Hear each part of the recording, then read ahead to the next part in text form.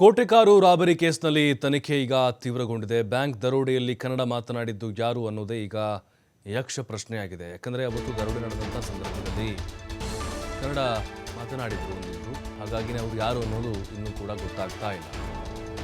ಎಲ್ಲ ಆಯಾಮಗಳಲ್ಲೂ ಕೂಡ ಪೊಲೀಸರು ತನಿಖೆನ ಮಾಡ್ತಾ ಇದ್ದಾರೆ. ಬಟ್ ಈಗ ಲೋಕಲ್ನವರೇ ದರೋಡೆಯಲ್ಲಿ ಭಾಗಿಯಾದ್ರ ಅನ್ನುವಂಥ ಅನುಮಾನಗಳಿದ್ದಾವೆ. ಬ್ಯಾಂಕ್ ಬಳಿ ಶಾಲಾ ಮಕ್ಕಳನ್ನ ಕನ್ನಡದಲ್ಲಿ ಬೈದು ಓಡಿಸಿದ್ರು ಇಬ್ಬರು ದರೋಡೆಕೋರರು. ಎಂಟ್ರಿಯಾದ 5 ಜನರಲ್ಲಿ ಹಾಗಾದ್ರೆ ಅಲ್ಲಿ ಕನ್ನಡ ಮಾತನಾಡುವಂಥ ಸ್ಥಳೀಯರಿದ್ರ? ಶಾಲಾ ಮಕ್ಕಳು ಹೇಳಿದಂತೆ ದರೋಡೆ ಟೀಮ್ನಲ್ಲಿ ಕನ್ನಡಿಗರಿದ್ರು ಅನ್ನುವಂಥದ್ದು ಅನುಮಾನ. ದರೋಡೆ ನಡೆಸಿ ತೆರಳಿದ ಕಾರಿನಿಂದ ಕೋಟೆಕಾರು ಬಳಿ ಇಳಿದಿದ್ರ 3 ಇಬ್ಬರು ಫಿಯಟ್ ಕಾರ್ ಜೊತೆ ಕೇರಳ ಮೂಲಕ ತಮಿಳುನಾಡಿಗೆ ಎಂಟ್ರಿ ಕೊಡ್ತಾರೆ. 5 ಜನರಲ್ಲಿ ಇನ್ನೊಬ್ಬ ಬೈಕ್ನಲ್ಲಿ ಡ್ರಾಪ್ ಕೇಳ್ಕೊಂಡು ಹೋಗಿ ಟ್ರೈನ್ ಹಿಡ್ಕೊಂಡು ಅಲ್ಲಿ ಮುಂಬೈನಿಂದ ಅಂದರೆ ಮಂಗಳೂರಿನಿಂದ ಮುಂಬೈ ಕಡೆ ಹೋಗ್ತಾನೆ. ಉಳಿದ ಇಬ್ಬರು ಎಲ್ಲಿ ಹೋಗಿದ್ದಾರೆ ಅನ್ನುವಂಥ ಮಾಹಿತಿ ಪೊಲೀಸರಿಗೂ ಕೂಡ ಸಿಗುತ್ತಾ ಇಲ್ಲ.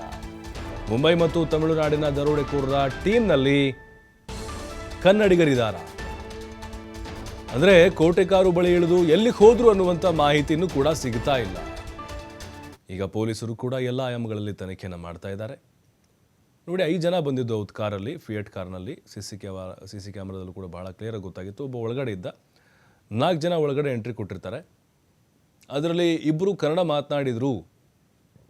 ಅಂದರೆ ಮಕ್ಕಳು ಅಲ್ಲಿ ಕೆಳಗಡೆ ಬೇಕರಿ ಇತ್ತು, ಅಲ್ಲಿ ಭಾಳ ಕುತೂಹಲದಿಂದ ಹೋಗಿ ನೋಡ್ತಾ ಇದ್ರು ಅವರು.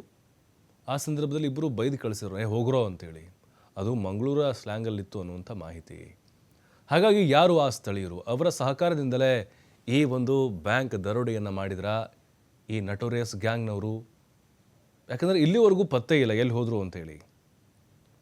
ಅಂದರೆ ಬಹಳ ಕ್ಲಿಯರು, ಲೋಕಲ್ನವರು ಕೂಡ ಇದರಲ್ಲಿ ಪಾಲುದಾರರಾಗಿದ್ದಾರೆ ಅಂತ. ಈಗ 3 ವಶಕ್ಕೆ ಪಡೆದು ವಿಚಾರಣೆ ಕೂಡ ನಡೆಸ್ತಾ ಇದ್ದಾರೆ. ಆದರೆ ಇಲ್ಲಿ ಆರೋಪಿಗಳು ಕೂಡ ಬಾಯಿ ಬಿಡ್ತಾ ಇಲ್ಲ.